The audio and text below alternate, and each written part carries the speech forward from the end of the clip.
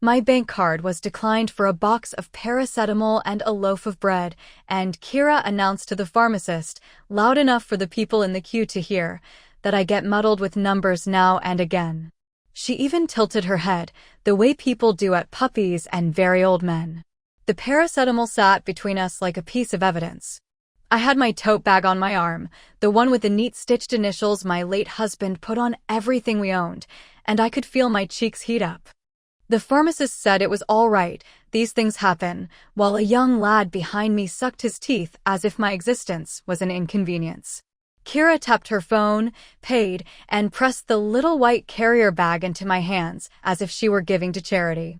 "You must keep your pin somewhere sensible, Mum," she said, slipping my card out of the machine before I could reach for it. "I've set up spend limits on your account, just to be safe. You know how scams are these days." "Scams," I whispered, my voice catching on a splinter of air. The only scam felt like the one happening to me. Outside, the wind off the estuary had a salt edge that used to taste like home. We were on High Street in Gullbridge, the kind of English coastal town where every other shop is either a cafe with handwritten chalkboards or an estate agent with glowing rectangles of impossible prices.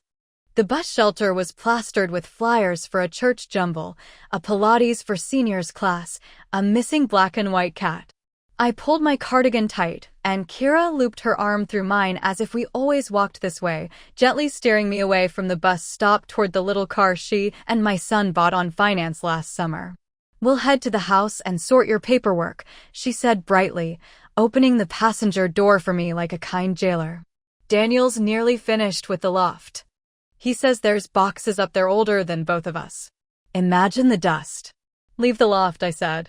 "There are things in there that don't belong to you." She smiled without showing her teeth. "Well, that depends." Once upon a time, I would have clocked the little tells, a clipped tone, a too smooth transition, but I was tired and my dignity had a dent, and when you are 70 and recently widowed and hate making a fuss, you choose peace like an anesthetic. The last 6 months had taught me how quiet could ache. My husband, Bernard, had been gone since March, and the house he'd left me felt both too large and too small. Too large for one kettle, one mug, one pair of slippers by the radiator. Too small for everything that had been taken up by his cheerful bulk. His humming in the kitchen, his habit of folding The Guardian precisely, the way he would rest a hand on my shoulder when the news got nasty, as if to weigh me back to the earth. We turned into our street where the hawthorn hedges make a low green corridor and the houses look like they've settled into themselves. Mine is a semi with a postage stamp garden out front and 6 rosemary bushes I coaxed from cuttings. The brass doorbell Bernard polished every Sunday still caught the light. But the moment the tires rolled onto the gravel, I felt that throb behind the eyes that says something is off. 3 bin bags sat by the front steps. One had burst at the corner, paperbacks peered out like startled animals. "What's this?" I asked, my hand on the car door. "We're decluttering," said Kira, her voice pitched to the airy competence of a lifestyle blogger. "Daniel found old files you don't need. Bank stuff from, like, the 90s. We'll take it all to the tip." "You don't throw bank statements away without shredding," I said reflexively, the bursar in me waking. 32 years managing a school's budget had stamped certain rules into my bones. You check dates, you keep 7 years, you don't put personal information in bin bags. She laughed and shook her head, blonde ponytail swinging. Kira always dressed like a woman in a catalog walking briskly toward a life she deserved. "You and your old rules. No one cares about paper anymore. It's all online. We've got this." "We." That word gets used to pull you into warmth or push you out of it, depending on who holds the we. It wasn't that I distrusted my son. Daniel had my eyes and Bernard's stubborn chin, and he loved me, I know he did, in the way men who work 12-hour shifts love, through quick kisses on the cheek and heavy shelves put up on Sundays. But he also loved peace, and Kira knew how to weaponize it. In the hall the air smelled of furniture polish and someone else's perfume. The console table that had been Bernard's pride, he sanded and stained it himself, was covered with my letters in messy piles. Red envelopes from the water supplier, a white one with the council's crest, a charity asking for a second donation. Two of my checkbooks lay open, a biro dropped across them as if in a hurry.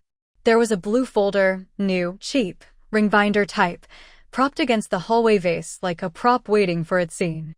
"What's this?" I asked and reached for it. "Oh, just some forms," said Kira, a fraction too fast. "Stop fussing and sit down. I've made a list." I didn't sit. I opened the folder and saw a document with a logo for Skylark Financial Services at the top, a company I had never heard of. Underneath, in a font too modern to trust, sat the words, "Deed of Gift, Primary Residence." The line with my name on it was empty. The line with Kira's name was printed neatly, like a teacher's example on a whiteboard. There was a yellow tab stuck onto the margin with the word sign in black. The pen marks around it were scratched and fidgety, the way I draw on napkins when anxious. "You must be joking," I said, my voice steadier than I felt. She tilted her head again, sympathetic nurse, patient. She had a way of looking at you that made you feel old and silly, and she knew it.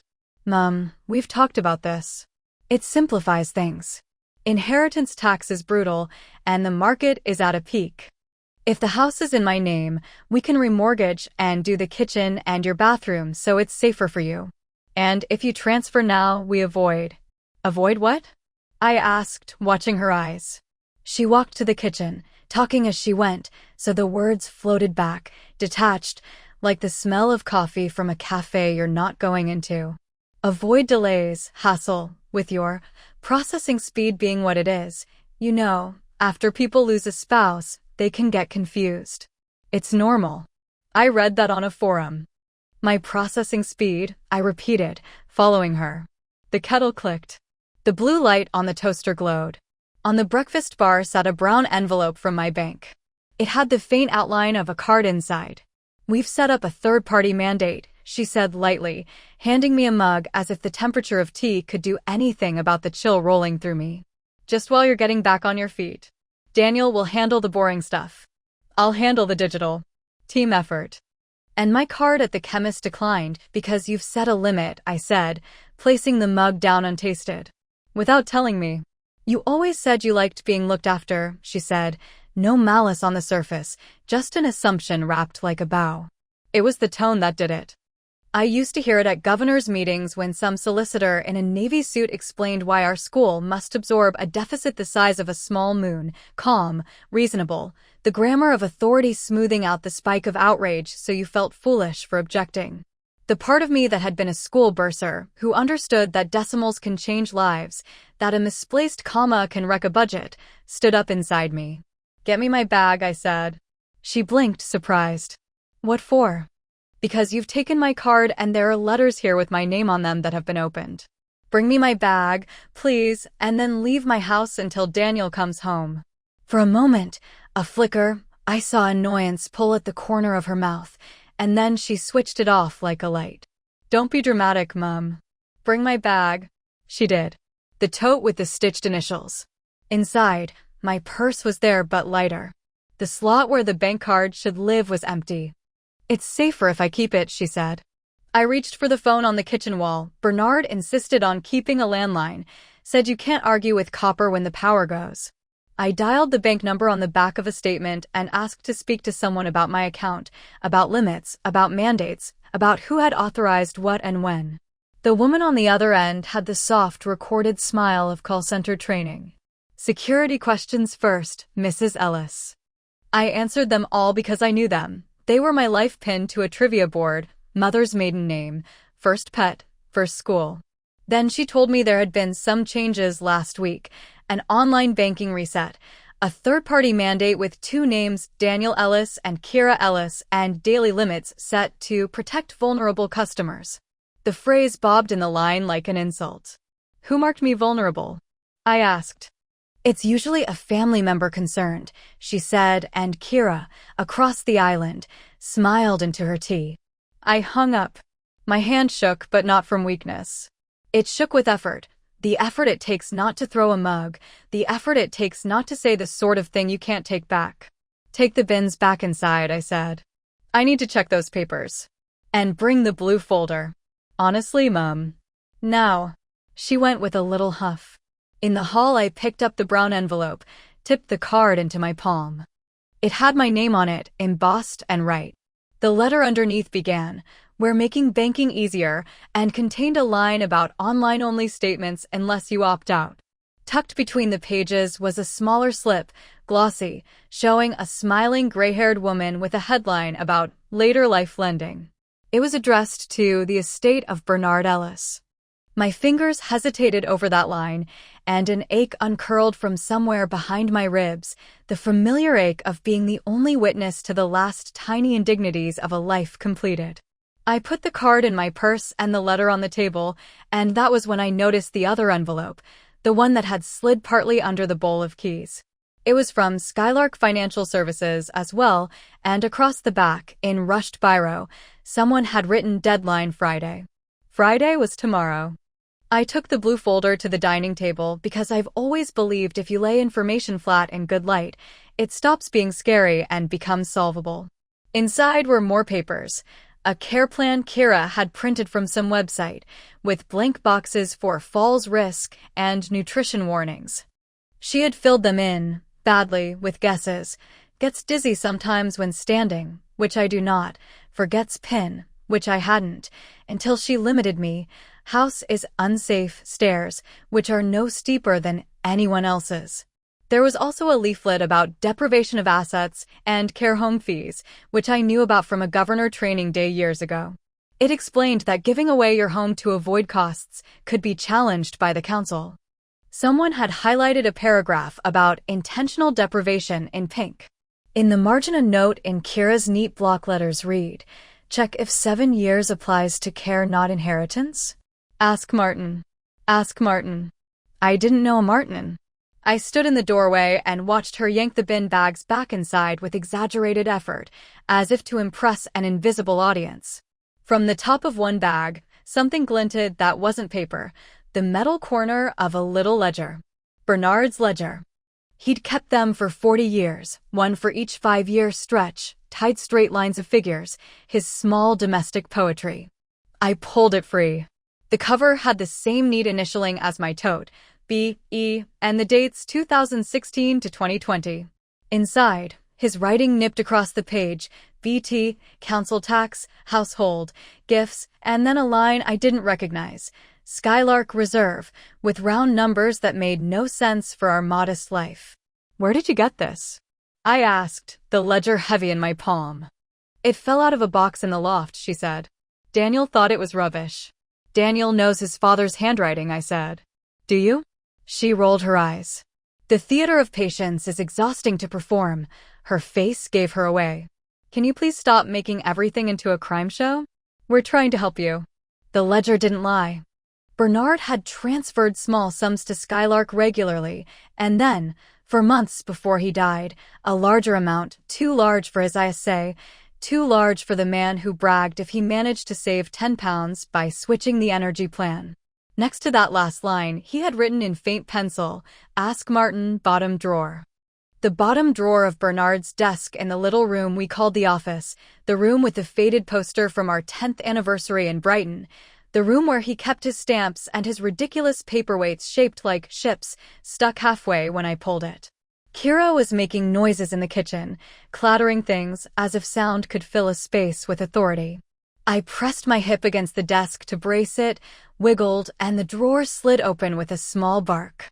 Inside, elastics, a stubby pencil, a set of old keys, a business card with a navy border, Martin Grant, notary public and commissioner for oaths, address in the next town, number handwritten. Under the card, wrapped in a bank envelope, was a USB stick, the cheap kind you buy in a petrol station. Bernard had loved old things. He mistrusted gadgets. If he used a USB stick, he meant it. "What have you found?" Kira called as if we were doing a show and tell. I put the card and the stick into my cardigan pocket and closed the drawer, gently, as if I could make the world be gentle back. I am not the woman my daughter-in-law imagines, a sweet soft thing with a head full of fog, grateful for rides to the chemist and the occasional casserole. I am a woman who once balanced a budget that kept 7 teaching assistants in work and a library open through 3 different cuts and 1 thread of closure. I am the woman who wrote letters that made county councilors uncomfortable. I am also a woman who knows shame, the peculiar shame of being made to feel like a burden in your own kitchen. I took my phone and stepped into the garden to call the number on the card. Seagulls tore at the sky like they always do here, ragged and loud. The rosemary bushes brushed my shins. When the line picked up, a warm male voice said, "Grant and Company, Martin speaking." "My husband left your card," I said. "Bernard Ellis. He mentioned Skylark and something about a bottom drawer. I think my daughter-in-law is trying to make me sign a deed of gift on the house." There was a pause so deliberate it became a shape. "Mrs. Ellis," he said, slower now. "Are you safe?" I almost laughed. It felt ridiculous. But then I heard Kira laugh inside, bright, social media ready. "Yes," I said. "For now. Can you come in today?" he asked. "Before 4. I looked at the kitchen clock through the window. It was 2:20. The bus would take 25 minutes if it didn't stop for every soul in Gullbridge. The thought of asking Kira for a lift made my throat close. "I'll manage," I said. "What do I bring?" "Everything you have. And whatever they're trying to make you sign." I put the phone down and went back in. Kira was at the dining table, reorganizing the blue folder into sections like to sign, info, and medical, as if tomorrow she would become my caseworker and I, her assignment. "I'm going out," I said, moving to the coat rack for my Mac. "Where?" Her hands stopped. "To the library." "We can do your internet here," she said, gesturing vaguely at the tablet Daniel had set up for me and which I hated. "And we can also do it at the library," I said. "I need fresh air." She stood, touched my arm with a softness I knew was theater. "We should do the deed before Friday," she said, looking at the Skylark envelope as if it were a calendar. "It's easier for everyone." "It's not easier for me," I said. I tucked the blue folder under my Mac, feeling its cheap edges bite into my palm. I kept my tote on my shoulder. I kept myself as tall as I could. At the front door, she stepped in front of me, almost apologetic. "You can't keep putting this off. If something happens to you, and the house is in your name, it'll go through probate and the council will." "If something happens to me," I said, surprising us both with the iron in the words, "you'll call an ambulance, not an estate agent." She opened her mouth and then closed it, the gold hoop in her ear flashing like a small coin. I slipped past her and onto the path. The wind lifted a string of prayer flags the neighbor hung last year. The rosemary made a sound like whispers. On the bus, a girl with a pram stared at me in the way young people do when they're working out who you are.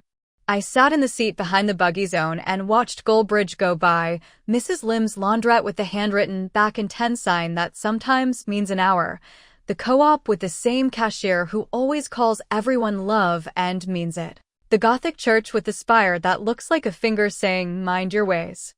I thought about what Kira had written in the margin, "Ask Martin," and wondered whether she meant the same Martin whose card warmed my pocket. It felt like a coincidence too neat for comfort.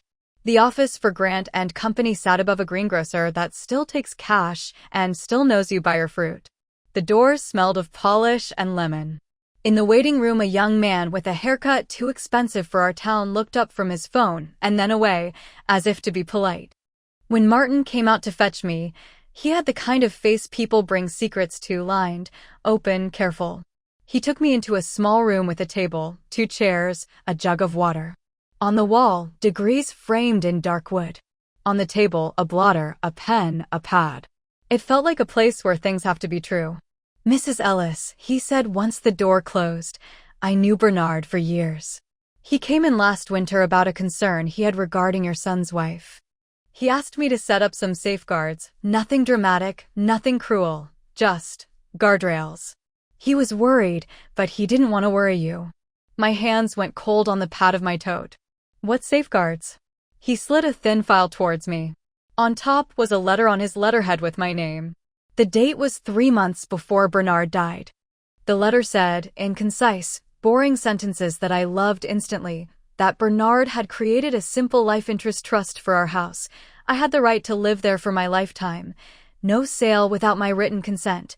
No transfers disguised as gifts. To avoid anything. Beneath it, copies of forms lodged with the land registry. A restriction on the title. No disposition by the proprietor of the registered estate is to be registered without a written consent signed by my name and Martin. I stared at the line until the letters swam. It was like finding a railing in the dark. He thought you might need something to lean on, Martin said quietly. He said you'd never lean on a person if you could lean on a rule. A small, humiliating sound escaped me, half laugh, half sob. Bernard, who couldn't copy and paste to save his life, who labeled boxes with a marker so thick the ink bled, of course, he had thought like that in the last weeks, when he began to put our life in order like plates on a shelf. There's something else, Martin said. Skylark. The company your daughter-in-law seems to have involved. They're not regulated in the way people assume. They present as later life advisors, but their director had a firm dissolved for aggressive equity release schemes. If anyone is urging you to sign something, especially a deed of gift, you mustn't. I wasn't going to, I said, though an hour earlier my knees had not felt so sure. Good, he said. But we should be thorough. Did you bring whatever they gave you? I handed him the blue folder. He paged through, his brow tightening in increments only trained people notice. This is a template from a downloadable pack, he said. It's not properly witnessed. And here he tapped the care plan. It refers to you as patient. Are they attempting to create a narrative of incapacity? Kira told the bank I'm vulnerable, I said. My card declined today for paracetamol. She keeps saying I get muddled. I don't. I know, he said. Let me make a note. And Mrs. Ellis, this part matters. We can lodge an alert with your bank and the council. If someone is trying to obtain your signature under pressure, they need to know. There's also the matter of your mail. Have you noticed anything missing? I thought of the piles on my console table, the way some envelopes looked opened and then resealed. Yes. He nodded, made another note, then looked at me not as a notary, but as a man who has daughters. How far are you willing to go to keep your home? The question felt like a bead that had to pass through the narrow part of a string. You could pull gently and it still wouldn't slip without commitment. As far as I need to, I said. But I don't want a war. I want a boundary. He smiled, not kindly, but approvingly, like someone who recognizes a good equation. We're in luck. Bernard left more than paperwork. He tapped the file. There's also a recording. He didn't like technology, but he liked insurance. He plugged the USB stick into a little laptop, and suddenly there was my husband's voice, thinner through the tinny speakers, but unmistakable. Bernard clearing his throat the way he always did when he had something difficult to say. If you're listening to this, love, it means I'm not there to do the heavy lifting. Martin will explain the technical bit. Just don't let them hurry you. And if they bring up a firm called Skylark, you tell them your old man had a nose for rot. I closed my eyes, just for a second, to stop the room tilting. When I got home the wind had sharpened. The rosemary bushes thrashed like a whispering crowd. The house looked the same as it had the day we signed for it 38 years ago, when Daniel was a toddler and Bernard lifted him over the threshold like something out of a tradition we never quite belonged to. But houses keep secrets for you until someone decides they want them for themselves. Inside, Kira sat at the table with her laptop open and an expression of industrious concern. She looked up at me, scanned my face the way she might scan a receipt. We missed you at tea, she said. I made those little cheese things you like. Where's Daniel? I asked. Late. He's covering for Nick. I told him you were fine, that we were making progress. Progress, I repeated. She closed the laptop with a soft click, then slid the blue folder toward me, friendly, an air hostess offering a safety card. It'll be so much easier if you sign before tomorrow. Skylark's, Martin said. Skylark's who? Martin, she said. He's their legal guy. He said. I let the silence expand until it pressed on her words. Who gave you his name? What does it matter?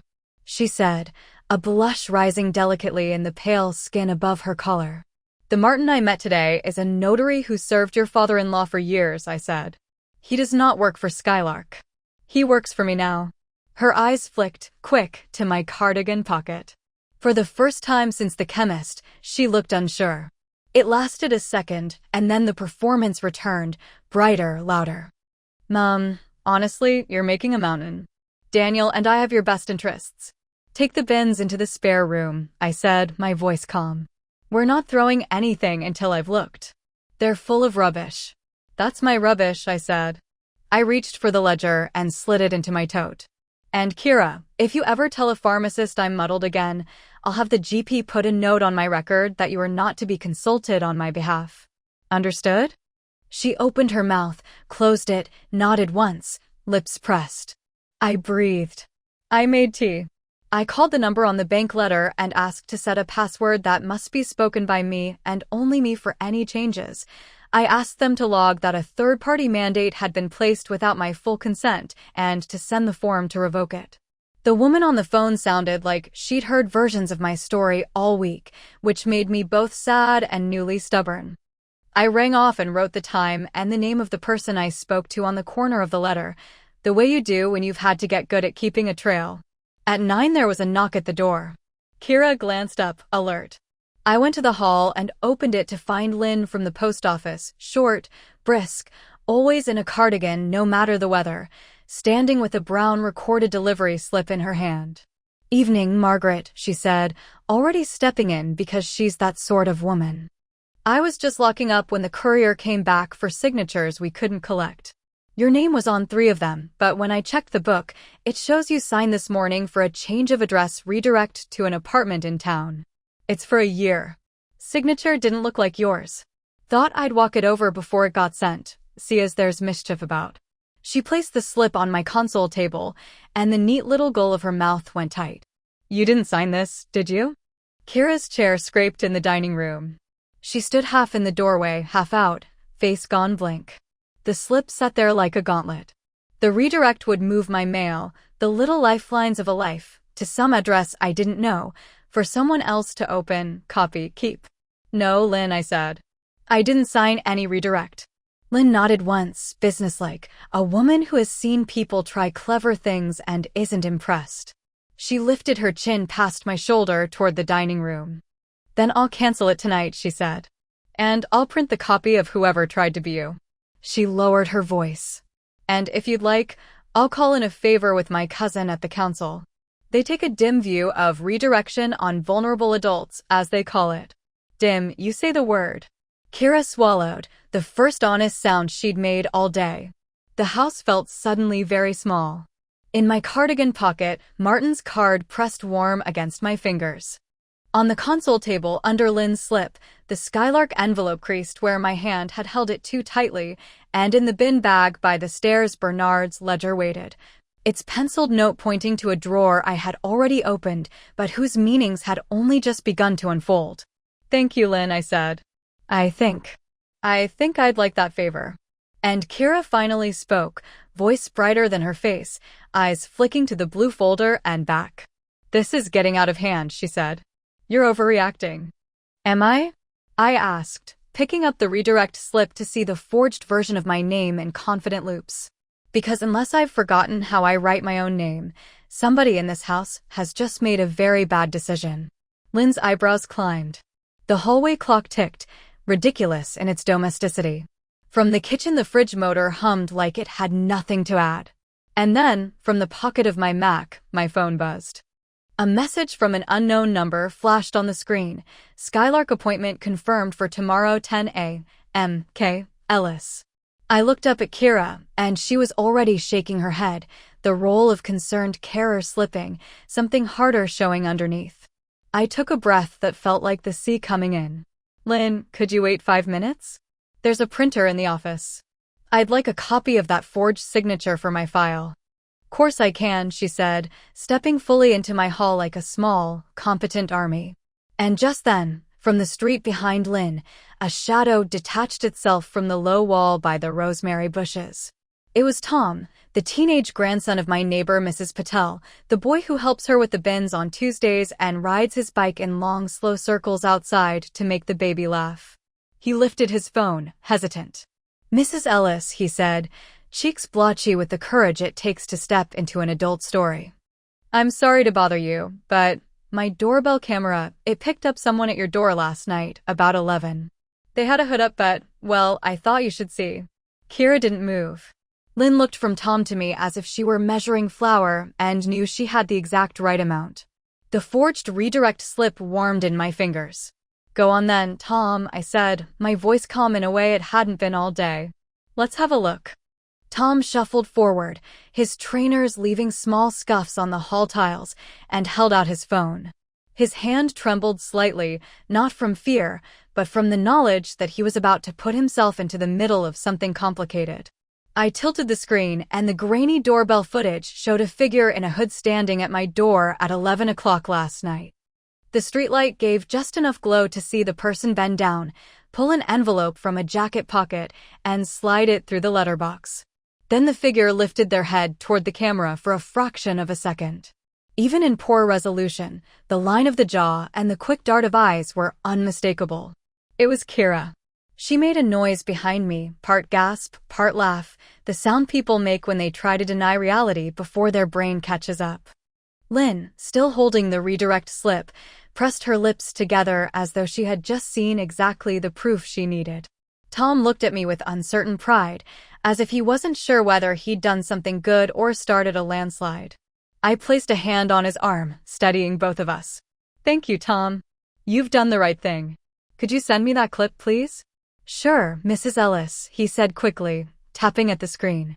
His phone buzzed in my hand as the video landed in my inbox. He looked at Kira, then back at me. "Sorry if I've caused trouble." "No, you haven't," I said. "You've helped shine a bit of light where it was needed." Tom nodded, slipped back outside, and pedaled away on his bike, his small frame disappearing into the street. The silence he left behind felt heavy. Kira moved to the dining table and began gathering papers with a false calm, her bracelets clinking together. "That footage proves nothing," she said. "Hood up, grainy picture, it could be anyone." "It proves enough," I replied, placing my phone next to Lynn's slip. Lynn crossed her arms, her cardigan straining at the elbows. "If you want my advice, Margaret, you keep every scrap of this. Bank letters, slips, videos, the lot. Don't let a single thing disappear." I nodded. Kira looked at me, her eyes narrowing, the friendly mask thinning at the edges. She took a step closer, lowering her voice. "You don't want to make this ugly, do you? Families should work things out quietly." "Then you shouldn't have redirected my mail," I said, my voice quiet but steady. The look she gave me was new. Less patronizing, more calculating. For the first time, she seemed to recognize that I wasn't folding the way she had expected. She turned and went upstairs without another word. Lynn gave me a sharp nod, patted my arm, and left through the front door, muttering that she would file her report before bed. I stood in the hall alone, my tote still heavy with Bernard's ledger, Martin's card, and the USB stick that held his voice. That night I barely slept. The house felt occupied even though Daniel had not yet returned. Every creak in the stairs sounded like someone shifting their position. At midnight, I sat at the kitchen table with a notebook, writing down everything that had happened since Bernard's death, forcing myself to add dates, times, names. Years of keeping school budgets balanced had trained me to create order from chaos, and now I treated my own life as though it were another budget to be reconciled. On one page, I wrote, "Bank card limit, without consent. Mandate, Daniel and Kira added. Redirect slip, forged. Skylark forms, fake care plan." I underlined each in a firm hand. At the bottom of the page I wrote, "Why Friday? What deadline?" By morning I felt hollow but clear. Daniel returned just after 7, smelling of oil and fatigue, his work boots leaving a trail of grit. He kissed my cheek and reached for the kettle. Kira trailed down the stairs minutes later, her hair tied neatly as if she had slept soundly, which I doubted. "Your mom was up half the night," she said to Daniel in a tone of gentle reproach. I heard her pacing. "So was I said. "Some people have good reasons to stay awake." Daniel frowned, sensing the strain. He sat at the table with his tea. "What's going on?" Kira laid a hand on his shoulder, her face soft with practiced concern. "She's confused about the paperwork." "It's natural." I told her it's just to keep everything simple, but she thinks. "I think you tried to redirect my mail to another address," I cut in. Daniel's brow furrowed. "What?" I pushed the slip across the table. He read it, then looked at Kira. "Did you do this?" She opened her mouth, hesitated just long enough, then forced a small laugh. Of course not. That's ridiculous. Anyone could have tried that. Your wife was caught on Tom Patel's door camera last night, I said evenly. He sent me the video. Daniel looked at me, then at Kira, whose face had gone still. He rubbed his forehead. Please tell me this isn't true. Kira stood straighter. It's a misunderstanding. I was dropping off a letter. That's all. Daniel sighed heavily, caught between loyalty and unease. I saw the muscles in his jaw tighten. He didn't argue with her, but he didn't look at her either. He pushed back his chair and left the room. Kira turned on me the moment he was gone. Her voice dropped to a hiss. You're making a mistake crossing me. No, I said quietly, I'm correcting one. I spent the next days building my file. Every morning I walked to the library, scanning documents and emailing them to myself so no one could remove them from the house. I printed copies of the bank calls and stapled them to my notes. I asked Lynn to keep watch at the post office and let me know if any more suspicious changes appeared. She agreed, her sharp eyes lighting with something like satisfaction at being drawn into a fight that promised rules and consequences. Neighbors began to whisper. In small towns, news drifts faster than the tide. At the grocer's counter, Mrs. Patel asked if I was all right, her words polite but her eyes too alert to be casual. At church, people glanced at Kira with a mix of admiration for her composure and suspicion at the rumors of redirected mail. The social air thickened. I felt embarrassed, but I also knew that embarrassment could be used against me, and so I forced myself to keep walking into each room as though nothing was wrong, even while whispers circled behind me. At the end of that week, a letter arrived addressed not to me but to Daniel and Kira. The return address was Skylark Financial Services. I took it before they came home and opened it carefully over steam from the kettle, resealing it once I had read the contents. Inside was a summary of client progress, stating that once the deed of gift was signed and submitted by Friday, their file could proceed to the next stage of asset restructuring. It referred to me as the donor, a word that made my stomach knot. The final paragraph noted that an appointment was scheduled for 10 a.m. the next morning at Skylark's town office, and that all parties must attend. The language was clear. If I signed, my house would no longer be mine. The mention of asset restructuring suggested that Skylark planned to remortgage or sell quickly, regardless of my wishes. And the fact that the letter was addressed to Daniel and Kira, not me, told me exactly who their client really was. I placed the letter into my growing file, slipped my phone into my cardigan, and called Martin. He answered on the second ring. I've had a letter, I told him. It says they expect me to attend tomorrow. You won't be attending, he said firmly. At least not without representation.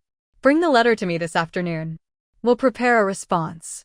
I want to see their faces when they realize I admitted. And you will, Mrs. Ellis, he said. But first we make sure you're safe. Then we let the truth out in a place where it cannot be hidden. By the time Daniel came home that evening, my plan was set. He tried to talk about work, but his voice was strained. I noticed the way he avoided my eyes when Kira spoke brightly about our appointment tomorrow. I decided not to confront him directly yet. He was caught between us, but evidence weighs heavier than words, and soon even he would see. That night I hid my file in the locked drawer of Bernard's desk, slipping the key onto a chain around my neck. I placed the USB stick in a different drawer, wrapping it in an old scarf. Kira might search, but she would not find everything. Then I went to bed with my clothes folded on the chair beside me, ready to rise early and head to Martin's office. At dawn, the house was quiet. I brewed tea, buttered toast, and wrote one more note in my file. If forced to attend, record everything. Do not sign. I felt strangely calm. Perhaps it was the certainty that Bernard had foreseen this and left me the tools. Perhaps it was the knowledge that Kira's confidence was cracking under the smallest pressure. By 8 o'clock, I was on the bus with the folder under my arm. The town felt brisk with weekday motion, children pulling at mothers' hands, shop shutters clattering up, the hum of engines. I walked into Martin's office exactly at 9. He greeted me with that steady look again and laid out a formal letter on his desk. This is our response, he said. It informed Skylark that any attempt to proceed without your full and informed consent is unlawful, that the property is held in trust, and that you are represented. We'll send it by courier this morning. I still want to face them, I said. And you will, he repeated. But not on their terms. On ours. He handed me a sealed envelope addressed to Skylark. Keep this with you. If they try to press you, you hand them this. Say nothing else. I nodded. At that moment, for the first time in weeks, I felt not only defended but armed. When I returned home, Kira was waiting in the hallway, coat on, folder in hand. She smiled as though everything was perfectly ordinary. Ready for our appointment? She asked. I set my bag down carefully, my hand resting on the folder inside. Yes, I said. Quite ready. Kira was already in the driver's seat, the engine running, the faint smell of air freshener masking the tension in the car. Daniel sat in the back, his shoulders slumped as though he had been dragged into something he no longer had the energy to resist. I slid into the passenger seat with my tote pressed against me. She drove quickly through the narrow streets, her fingers drumming the steering wheel, her face arranged into pleasant determination. Daniel kept silent, staring out of the window at the row of shops and the gulls picking at discarded wrappers. When we reached Skylark's office, it looked more like a pop-up business than a professional firm. A glass door with a cheap vinyl sign, Skylark Financial Services, in a font too eager to be trusted. Inside, a small reception area had 2 chairs, a plastic plant, and a desk with no receptionist. The only sound was the faint hum of an old air conditioning unit. Kira led the way confidently as though she had been here before. Daniel trailed behind, and I stayed close to the door. After a minute, a man in his 40s came out of a side room. His suit was dark, his tie neat, but his shoes were worn down at the heel. He smiled too quickly. Mrs. Ellis, he said, holding out his hand as if we were old friends. I'm Martin from Skylark. I looked at him steadily. I already know a Martin, I said. And he doesn't work here. He faltered for half a second, then recovered, ushering us into a small meeting room with a rectangular table and a tray of instant coffee sachets. Papers were already laid out, with yellow tabs marking places for signatures. At the top of the first page was Deed of Gift. My name was typed neatly, and the space for my signature had been highlighted. Kira sat down and opened her own folder as though she were preparing for an exam. Daniel shifted uneasily in his chair. The man cleared his throat. This is just a formality. Once Mrs. Ellis signs, we can ensure the property is managed in a way that benefits the whole family. Inheritance tax can be cruel, and this protects everyone. I placed my hand on my tote, feeling the envelope Martin had given me. Before we discuss anything, I have something to deliver, I said, sliding the sealed envelope across the table. He looked at it, puzzled, then opened it. His eyes moved quickly over the typed letter inside, and his mouth tightened. He set it down without comment. Kira leaned forward. What is it? A response from my representative, I said. It explains that this house is held in trust and cannot be transferred without my written consent and my notaries, which you do not have. Kira's face flushed. Mom, you don't understand. I understand perfectly, I said. The man from Skylark tried to smooth the moment. These trusts can be challenged. Councils, tax authorities, they see through them. This is a way to avoid future problems. I spoke to the council already, I lied, keeping my voice steady. They know exactly what you're trying to do. If you continue, you'll be reported. Daniel looked from me to Kira, his jaw tightening. Is this true? Did Dad set up a trust? I nodded. 3 months before he died. He wanted me protected. Daniel's shoulders slumped further. He rubbed his face with his hands, muttering something I couldn't hear.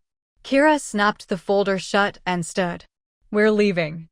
The man from Skylark tried to protest, but she ignored him, grabbing Daniel's arm and pulling him toward the door. I followed more slowly, pausing just long enough to take my own copy of the deed from the table and slip it into my tote. Back in the car, silence pressed down on us. Daniel finally spoke, his voice low. Why didn't you tell me about the trust, Mum? I didn't know until this week, I answered honestly. Your father set it up quietly. He must have suspected something. Daniel turned toward Kira. And you knew nothing about this? She stared straight ahead, her knuckles white on the steering wheel. Of course not. I was trying to protect your mother. That's all. He said nothing, but his silence carried weight. When we reached the house, he went straight upstairs without a word. Kira followed after a moment, slamming the bedroom door. I stood in the hall, exhausted but steady. For the first time, I felt I had pushed back, not with anger, but with evidence. That evening, I returned to Bernard's ledger. The entries about Skylark bothered me. Small amounts each month, then the larger transfer just before his death. I copied them carefully onto a sheet of paper, adding the dates. Then I noticed something odd. Next to the last large transfer, Bernard had written "Ask Martin, bottom drawer." I had already found Martin's card and the USB stick there, but perhaps I had missed something. I returned to the drawer and felt carefully along the base. My fingers touched a ridge. With a sharp tug, a false panel came loose, revealing a slim envelope. Inside was a bank statement, separate from our usual account, showing regular transfers to Skylark. But in the margin, Bernard had written in pencil, "Check statements carefully, numbers don't add." I studied the figures. The monthly transfers matched what was in his ledger, but the balance line was lower than it should have been, as if someone had skimmed from the account. And on the last page, there was a withdrawal for £5,000, with the note, "Cash, teller branch." Bernard had never withdrawn such a sum in his life. He hated carrying more than £50. The account was in both our names, but I had never seen it before. Had Bernard opened it secretly? Or had someone else done so in his name? The questions made my chest tight. I added the statement to my file, writing in large letters, "Who withdrew £5,000. The next morning, I took the bus to the branch listed on the statement. The building was a modest regional bank, its walls painted in the same pale color they had used for decades. I asked to see a manager and explained that I was concerned about a withdrawal made just before my husband's death. The manager, a man in his 50s with wire-rimmed glasses, looked through the records. "Yes, Mrs. Ellis," he said, "it shows here that £5,000 was withdrawn in cash on the 14th of February. Do you recall that?" "I do not," I said firmly. "Who authorized it?" He frowned. "The signature here is odd. It's not quite the same as Mr. Ellis's usual." He turned the screen toward me, showing an image of a signature. It looked vaguely like Bernard's, but too neat, lacking the slight upward flick he always made at the end of his surname. "I'd like a copy of that," I said. "Of course," he replied, printing the sheet. He lowered his voice. "Between us, Mrs. Ellis, if you believe this was unauthorized, we can open a fraud inquiry." "Yes, do that," I said. I left the bank with the copy in my tote. The walk to the bus stop felt longer than usual, the weight of the paper dragging at me. Bernard had tried to protect me, but someone had already reached into his accounts before he was gone. And I could guess who had the access and the nerve. When I returned home, Daniel was in the kitchen, his face drawn. "Mom, I need to ask you something. Did Dad ever mention giving Kira money before he died?" I looked him straight in the eye. "No, he did not." Daniel sighed, pushing a hand through his hair. "Because she said he promised her $5,000 to help with a business idea." My heart thudded. "And when did she tell you this?" "Last night. She said he gave it to her quietly so you wouldn't worry." I pulled the statement from my tote and placed it on the table. "If that's true, then explain why the bank shows a withdrawal in his name, with a forged signature, from an account I didn't even know existed." Daniel stared at the page, his mouth tightening. He shook his head slowly. "I don't know what to say." "Say nothing," I told him. "Just look at the facts." He nodded once, folded the paper, and slipped it into his pocket. I knew then that he was beginning to see the truth, even if he didn't yet want to admit it. That night, Kira avoided me, staying upstairs until late. When she finally came down, her face was smooth, her tone light. "Mom, I've booked us all a dinner this weekend. Family only. We can put this unpleasantness behind us." "A dinner?" I asked, surprised. "Yes, at the community hall. They're doing a fundraiser meal. I thought it would be nice." Her smile was too wide. I nodded slowly, but inside I was alert. A public setting, neighbors present, food, chatter. She thought she could control the narrative. She thought she could present herself as the caring daughter-in-law and me as the confused widow. But what she didn't know was that I had Bernard's trust document, the forged bank withdrawal, the redirected mail slip, the doorbell footage, and the recording on the USB stick. Piece by piece, the evidence was building into a wall she could not climb. I returned to my notebook and wrote one more line. Dinner, Saturday. Public. Bring everything. And then, beneath it, in firmer hand, time to let them see. Saturday arrived with the kind of gray sky that makes people bring a cardigan even if they think they won't need one. And by 6, the community hall had its folding tables laid with mismatched cutlery and the kind of raffle prizes that always include a basket with jam and a bottle of supermarket Prosecco. The volunteers from the church moved like a small army, efficient and kind, and there was the noise of people talking about everything except the thing they came to hear about, because that is how small towns behave when something private has leaked into the public space. Kira had chosen a table near the front, under the string of bunting the Scouts stitched 2 summers ago. Her smile turned up to 11 for anyone who looked in our direction, and Daniel sat between us with his jaw tight and his eyes elsewhere. I had my tote under my chair, the file inside divided into sections with paper clips, Bernard's trust document at the front, the bank withdrawal behind it, the copy of the forged redirect, Tom's clip on my phone, and the USB in a little zipped pocket wrapped in an old handkerchief, and I could feel its presence the way you feel the presence of a key in your pocket during a day you know you will need to unlock something. People stopped by our table to say hello in the manner of people who want to be seen being polite. Lynn came by with her clipboard, winked at me, patted my hand, and whispered that her report had been filed and that I should keep my receipts, which made me smile despite the tightness in my chest, and Mrs. Patel waved from across the room with her grandson Tom trying to stand behind her and failing because he is built like a stick that cannot hide behind anything. Before the food, the hall manager tapped the microphone and did the usual announcements about the raffle numbers and the repairs to the roof that would be paid for with tonight's collection. And then he said that there would be a short thank you to the families who had supported the hall over the years, and he mentioned our family by name as a nod to Bernard and his decades of helping with the summer fair wiring. And my throat pinched because I had not expected his name to be called in this room with this much tension in the corners. Kira rose to her feet to accept the thanks as though she had laid every cable herself, her smile bright, her hand from her chest outward in a gracious little gesture, and I could feel eyes across the hall shift to me, perhaps waiting for me to stand up too. But I stayed seated, my hands folded on my lap, letting that small gratitude settle where it belonged, because I did not come to perform graciousness. I came to put facts on a table where many ears could hear them, and if that felt cold, then it would have to be cold.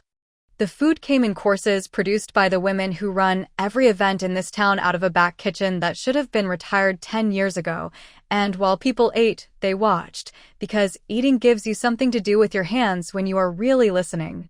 Kira leaned toward me between the soup and the roast chicken with the air of a person conducting a difficult conversation in a public place and said that tonight would be better if we could show a united front, that people were already gossiping, that it was more dignified to handle this as a family, and I held her gaze and said that dignified would have been not forging a redirect and not booking me into a financial appointment without my consent, and her face moved through a series of small reactions before settling on the one that had served her well all year, the look of patient disappointment that expects the other person to feel small. Except this time it did not meet its target because I felt the weight of the file under my chair and the weight of Bernard's planning, and that weight kept my spine straight. I had asked Martin to be here if he could manage, and he had promised to try to pop in at some point without making a fuss, and at 20 minutes past 7 I saw him come in quietly, nod at the hall manager, and take a seat near the aisle with a slim folder that meant we were not alone in this, which warmed me from the inside out in a way I had not expected. Meanwhile, the Skylark man appeared at the back of the hall as if this were his turf, wearing the same dark suit, scanning the room for Kira, and when their eyes met he gave a small nod, which she returned before rearranging her face into concern again. He had no reason to be here except to reassure a client, and the sight of him turned my resolve into something hard. The fundraising part of the evening moved toward the raffle draw, and in this hall the raffle draw is a pause where people loosen and the organizer in charge can add a speech if they wish. Which is why I had asked the manager earlier in the week if I could have 2 minutes after the draw to say a few words about Bernard's work on the hall's accounts, and he had said that would be lovely, because the hall always appreciates people who did the numbers. And so when my name was called, I did not stand empty-handed. I stood with the file and the small memory stick in my pocket and the knowledge that I was using a slot that would make people feel they had to listen. I thanked them for their thanks. I said a few sentences about Bernard's habit of labeling cables and his little ledger with the entries for hall biscuits. And then I said that I wanted to talk briefly about safeguarding and the way it can be twisted by those who say they are helping. Because it was not only my house at stake, but the respect for any older person in this room who can be told that they are muddled and need management. There was a shift then, the kind of shift that happens when a topic people keep at the edge of their attention is pulled to the center and forced to stand there. In the last few weeks, I said, with my voice steady and my notes clear in my hand, I have learned new words for old tricks. I learned that a person can file a note with a bank that marks you vulnerable without your full consent. I learned that someone can try to redirect your mail to another address to control what you see. I learned that a firm can sit in a glass office and call themselves advisors while they prepare documents to move your home out of your name, and they can do it using templates downloaded from the internet and false assurances about tax that do not apply. I learned that those who do this will call it protection and accuse you of confusion when you object.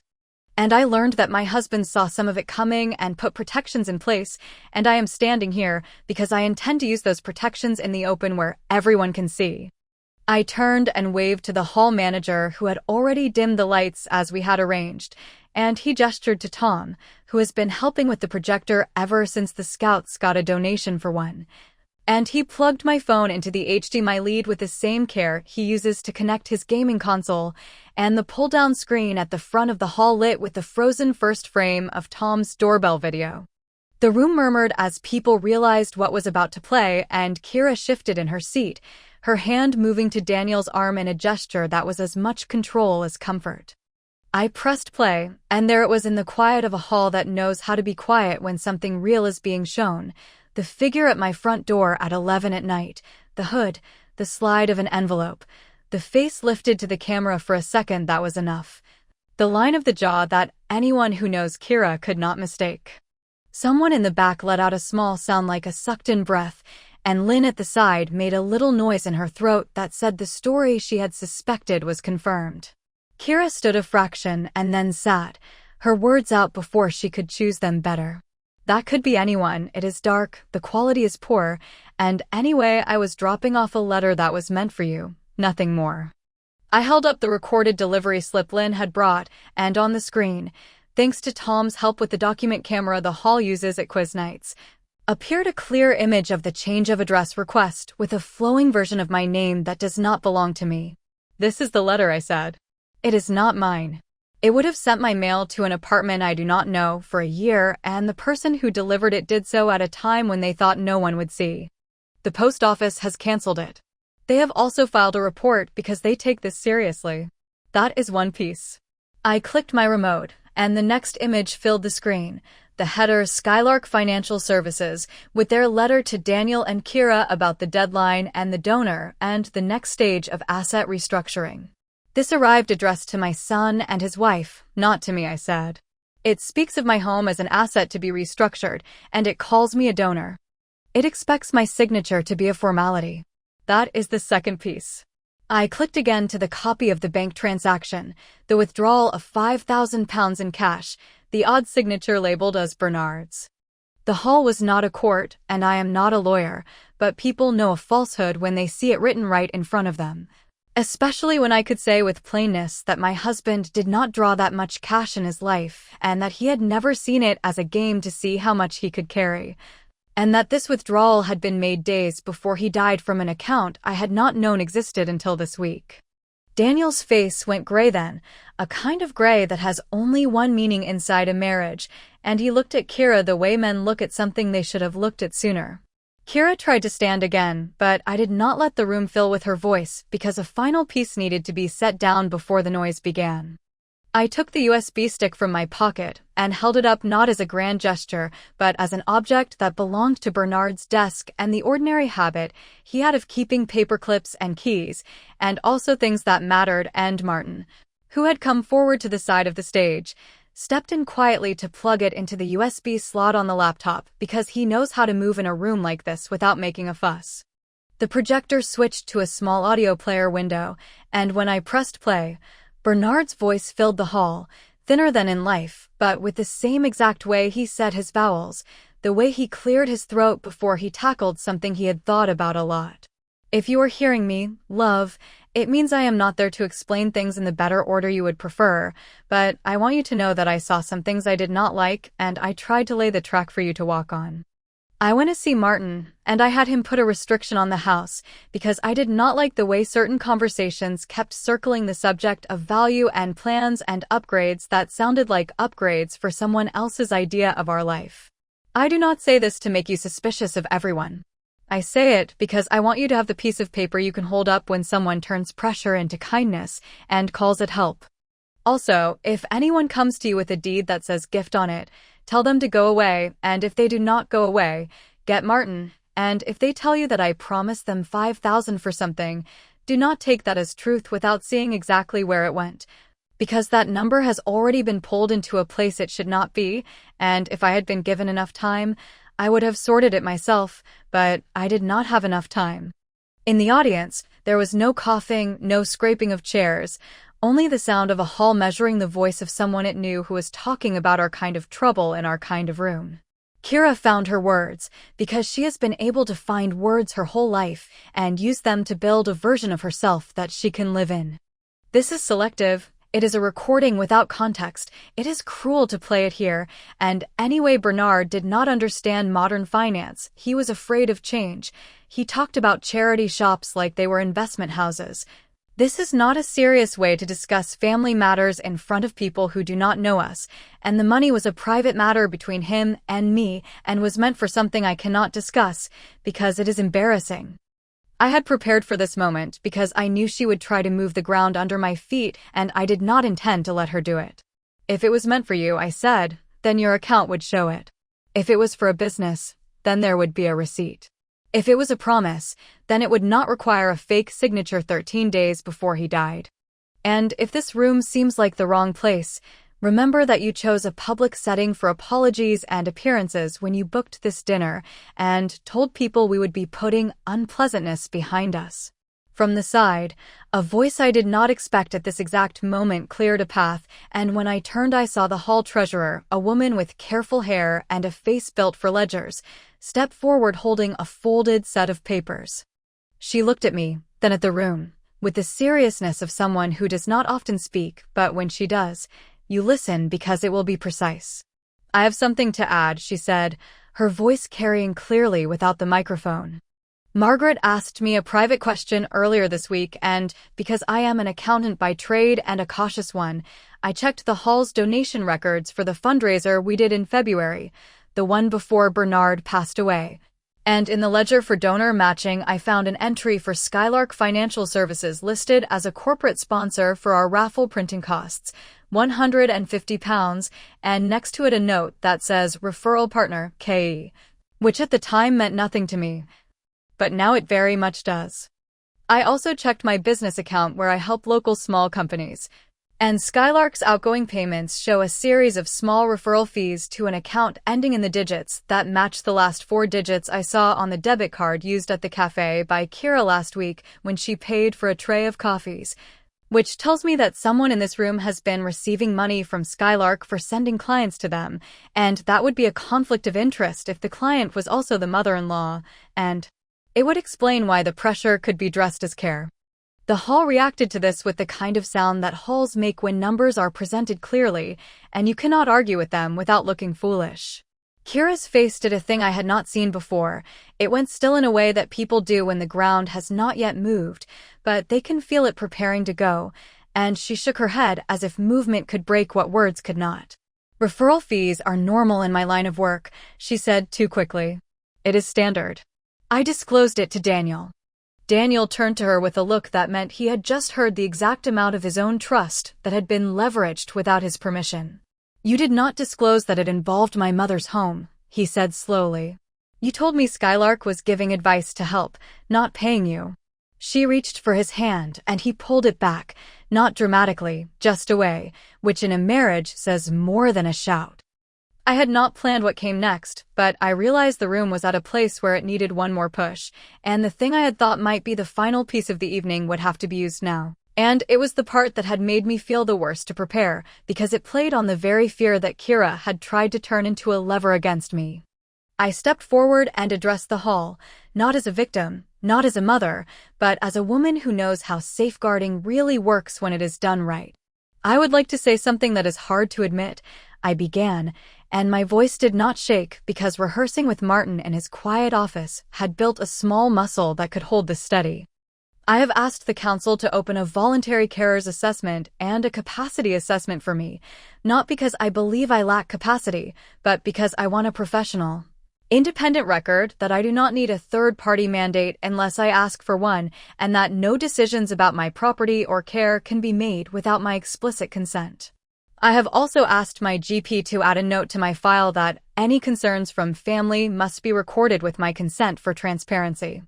I did this because I know that people like me are told that asking for help proves we are weak and that saying we are fine proves we are hiding a decline, and I refuse to let either story be used against me. So I chose to be assessed, knowing I will pass it, because passing it means there is a paper my daughter-in-law cannot bend into a story about muddle. If you think that is manipulative, remember that manipulation was brought into my kitchen first." There was a murmur then, but it was not discomfort. It was the sound of people adjusting their idea of what strength looks like when you are 70 and live in a town where people have known your business since your children were small. In that moment, the phrase that had sat like a stone in my stomach for weeks became a tool I could hold open on the table in front of everyone, and I felt the odd relief of choosing something before it could be used against me. Kira tried to counter it with a cracked laugh. "So you are performing competence to embarrass me?" "I am putting a boundary where I can," I said. "If it embarrasses you, that is not a byproduct I planned, but it is the consequence of your choices." Martin stepped onto the little stage then, asked for the microphone, and when he had it, he introduced himself briefly and formally, stated his qualifications without flourish, and explained in terms that the hall could follow that the house was subject to a restriction at the land registry that meant no transfer could be registered without my written consent and his, that any attempt to use a deed of gift to bypass that would be flagged and rejected, that the bank had been notified of the contested third-party mandate and had put additional passwords on the account, that any redirect or fraud inquiry was recorded with a case number that could be referenced if needed, and that this was now not just a family disagreement, but a matter of record at institutions that do not care about anyone's feelings, which made a visible difference in the faces of people who have dealt with those institutions and know the relief of a file number attached to your trouble. The man from Skylark chose that moment to try to recover his ground, perhaps thinking that corporate language could correct the mood in the room, and he stood and said that their firm had helped many families with inheritance planning. That misunderstandings sometimes occur, that referral fees are part of the industry and disclosed properly, and that their intention was always to create security. Lynn, who is not tall but makes up for it with projection, called from the side that their letter talked about asset restructuring as if a person's home were a bag of crisps, which got a ripple of short laughter that was not about jokes, but about pressure released. And then the accountant-treasurer spoke again to say that disclosure means nothing if the beneficiary is the one pressured to sign, which tightened the noose around the idea that this could be brushed away as industry practice.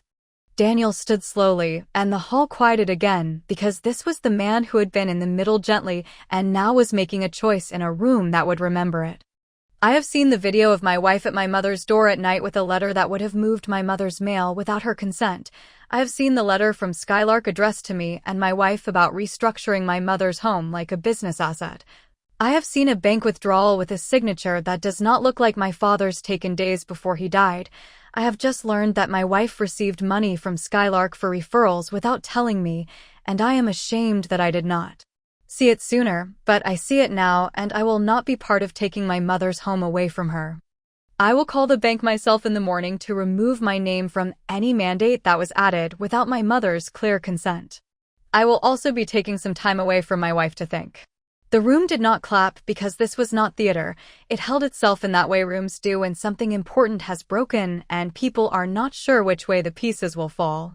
Kira looked as though she had been hit, not because she had been physically struck, but because the public part of her plan had made contact with the weight of facts and found itself the lighter party.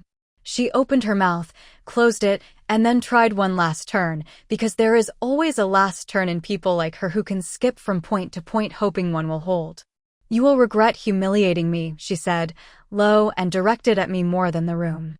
"I did what I did for efficiency, and you have turned it into a spectacle because you like people to see you as the wronged party.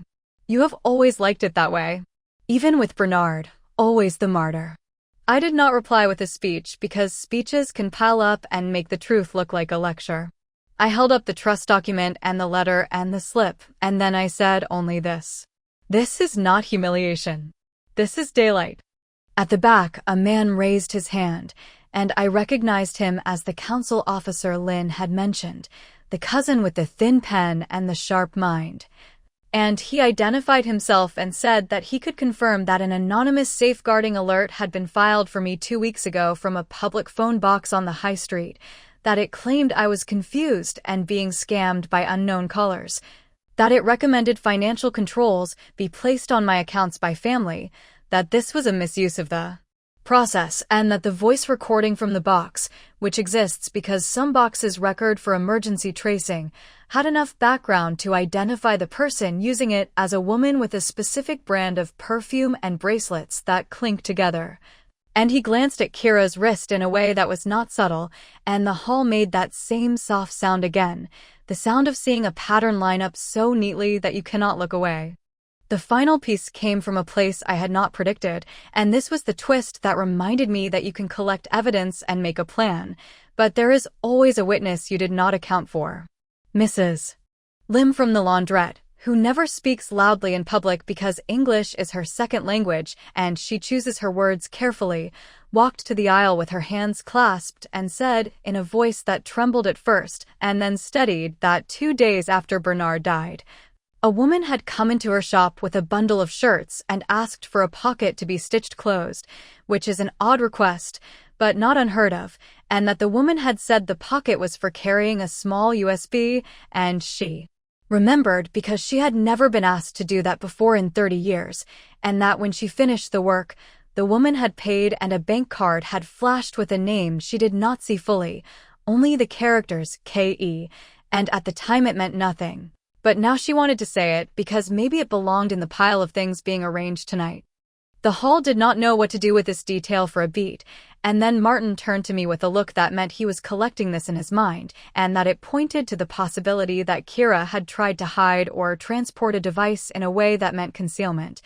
And I thought of the USB in my pocket, the way Bernard had used a stick to carry his voice, and my stomach turned at the thought of a parallel that did not feel random. Kira surprised me then by not denying it, and by saying instead that she had had a USB with personal material she did not want Daniel to see because it predated their marriage and was embarrassing. And the hall laughed once because the word embarrassing had been worn too thin by now to cover anything properly, and the lightness of that laugh made the heaviness of the situation lift just enough for people to breathe. I took this as my moment to close the loop. "We are done," I said. "The bank has opened a fraud inquiry. The council has a record. The land registry restriction is active. My GP will see me next week for the assessment I requested. Skylark will receive a formal complaint. And my house is not up for discussion." I gathered the papers into the file slowly so people could see the order of them, because order is a kind of quiet proof. Daniel put a hand on my shoulder not as an apology, but as a recognition, and it steadied me in a way that no one can understand unless they have had a child who did something foolish and then stood up straight and did something right. The room began to buzz with people exhaling and moving, and the hall manager, who is unflappable, thanked everyone for their patience with a skill I admire. And the raffle resumed as if we had not just rearranged the balance of a family in front of 70 witnesses. Outside in the car park, Air colder than the hall wrapped around us, and Kira stood with her arms folded across her chest as though she could keep warmth in by force. Martin came to me, shook my hand, and said he would file the complaints on Monday and that he would write to Skylark tonight because he does not let things sit. Lynn joined us, pressed a small envelope into my palm with the council case number written on a neon sticky note, and told me to put it somewhere safe but accessible. People drifted past in clusters, doing what people do, which is to talk about the thing they just saw in voices pitched just low enough to feel private while knowing full well that they are being heard. Tom came to stand near me, his bike helmet dangling from his fingers, and he looked up with that look boys have when they are not sure if they have done too much or enough. And I told him that what he did was exactly the right amount, and that elders remember who brings them the thing that turns doubt into proof, and his ears went pink as he nodded.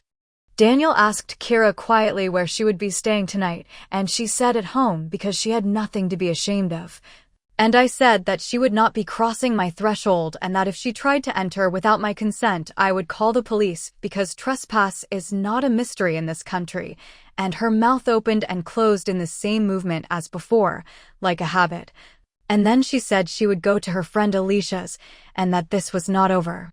She climbed into her car without slamming the door because she has always been careful about the optics, and she drove away without looking at me, and the relief that washed through me made my knees feel watery, which annoyed me because I prefer to be solid when the gallery is watching.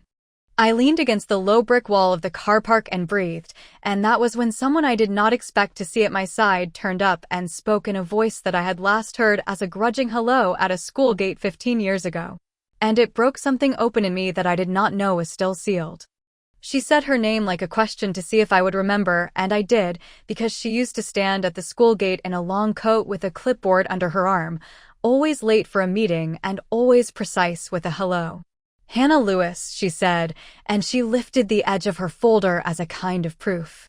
We used to argue about bake sale floats when Daniel and James were in year 10. I have been trying to find the right moment to talk to you without inserting myself where I shouldn't, and then when I saw the projector tonight and heard Bernard's voice, I decided the right moment is now. I work in compliance at the regional bank down the coast that processes Skylark's merchant account. I am not here in any official capacity. I am here because I have a personal dislike for pressure dressed as care, and because 3 weeks ago a batch of transactions crossed my desk with notes that didn't sit right, and I've been watching the pattern since. I looked at Martin, and he gave the smallest nod, the one that means listen and keep your questions until the end. Hannah opened her folder and held one page where I could read it without taking it from her. We monitor for unusual referral activity under our anti-deception policies, she said in that brisk voice I remembered, the one that used to make parents stop muttering and bring their receipts. Skylark paid several small referral fees into an account ending in those digits the treasurer mentioned, and the payment notes used codes I recognized from their contracts, except one code flagged because it was marked Family Care Pathway. And those codes are reserved for situations where a professional carer introduces a client. We pulled the source documents because the keywords trigger a second look. The referrer was listed as K. Ellis, carer, with a contact email that routes to a free provider, and the client was marked as you, with a vulnerability note attached. The file contained a scan of a form with a signature under your name, but the signature didn't match other samples on record for accounts you hold at our partner branch. I have no authority to hand you this, but I can tell you that the pattern is documented, and if you file a formal complaint with our bank and with the financial ombudsman, you will not be the first to do so about Skylark this quarter. I should have reached out earlier, but we are trained to stay within lanes, and I did not want to endanger my job. After tonight, I am prepared to put my name on a witness statement that says what I just told you in more careful words. Daniel stepped closer so that the three of us made a small circle against the movement of the car park. Will your job be safe if you do that, Hannah? He asked, and there was an old familiarity in his tone that came from football runs and lift rotas. It should be, she said, and then she looked at me. I believed your daughter-in-law when she came to the school finance committee with her neat spreadsheets. I liked how organized she seemed. If I am wrong about someone, I try to correct it in the same place I made the mistake. I can't fix everything, but I can stand still when you need me not to look away. You will need a paper trail. I brought you a list of the bodies to write to and the phrases to use so that your letters land where they should. I do this for a living. It is easier when you have the right words. She handed me a sheet with headings and addresses. Martin scanned it quickly and smiled without showing teeth. This is excellent, he said. We will file a subject access request to Skylark on Monday. Demand their full record for Mrs. Ellis, including any internal notes about vulnerability status, referral arrangements, and recording of consent. We will do the same with the bank. We will ask the post office for the CCTV of the box where the redirect was filed. They keep that for a period. We will give the police a clear pack with the forged signature and the withdrawal and the video. We will request the land registry add a marker that alerts if any application touches the title. And we will tell Skylark's merchant bank to flag any attempt to process fees tied to Mrs. Ellis's name. Hannah exhaled, and I realized she had been holding her breath since she started speaking. Good, she said. I will confirm receipt of the complaint when it arrives on my system, quietly. I am not your fairy godmother. I am simply someone in a chair where words move a little faster if you know which drawer to put them in. If you need a phrase to write at the top of your letters, write undue influence, write abusive position, write misuse of third-party mandate, write vulnerability status without informed consent, and write conflict of interest. Those are the ones that trigger people like me to sit up straighter.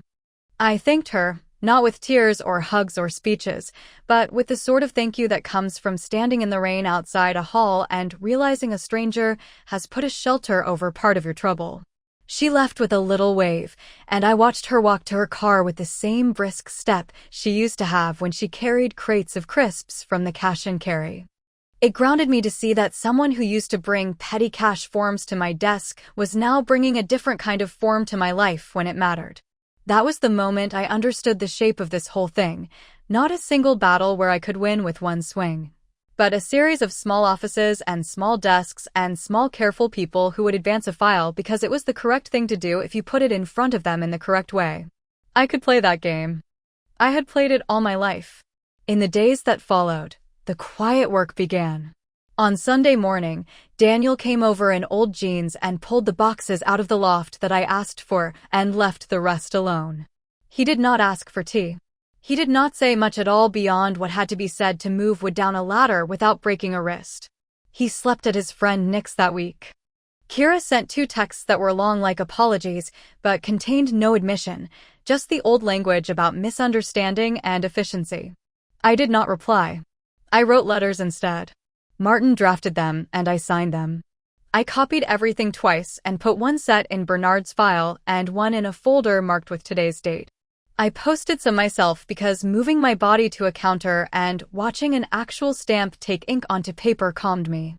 Lynn accepted every envelope with a small nod, as if she were an usher at a theater, and I was finally in the right row. The council sent the capacity assessor on Tuesday.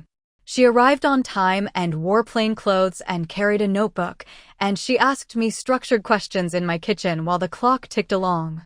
She did not talk down to me. She did not look away when I said I had asked for this, not because I felt unsure about my brain, but because I wanted paper that stated what my brain can do in case someone tried to say otherwise in a room I was not invited to.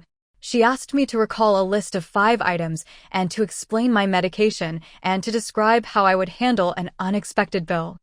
I told her I would check the amount, find the due date, call the company if the amount looked wrong, and write the time and the name of the person on the letter.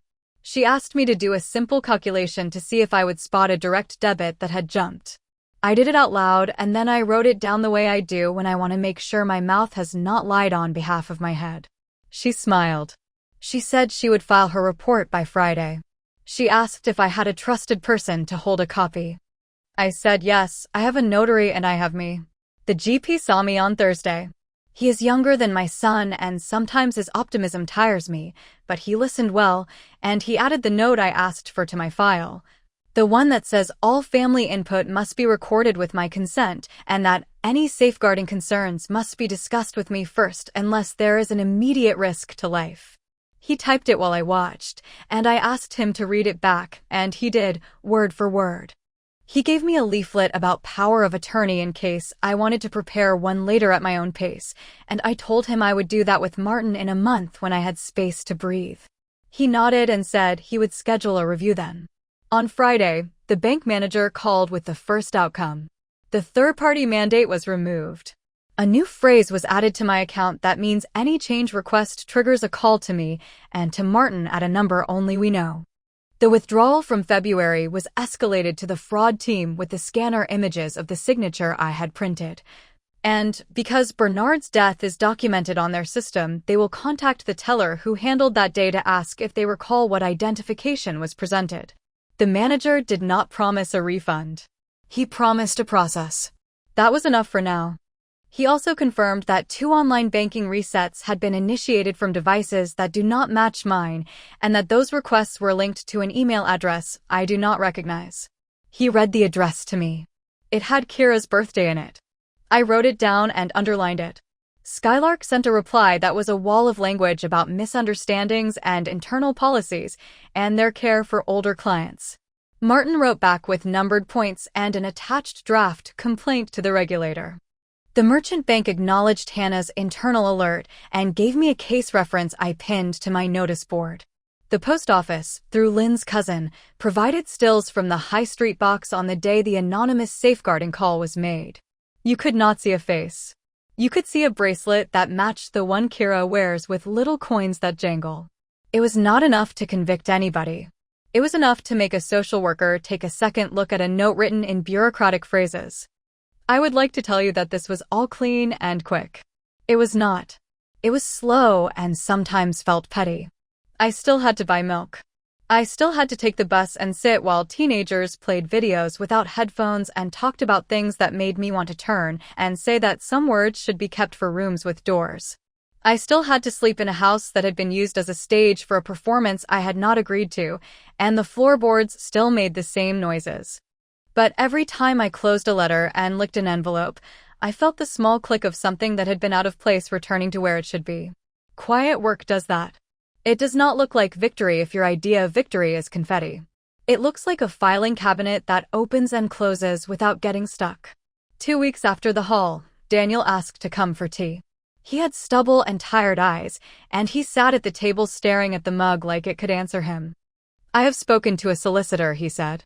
I am moving out for now.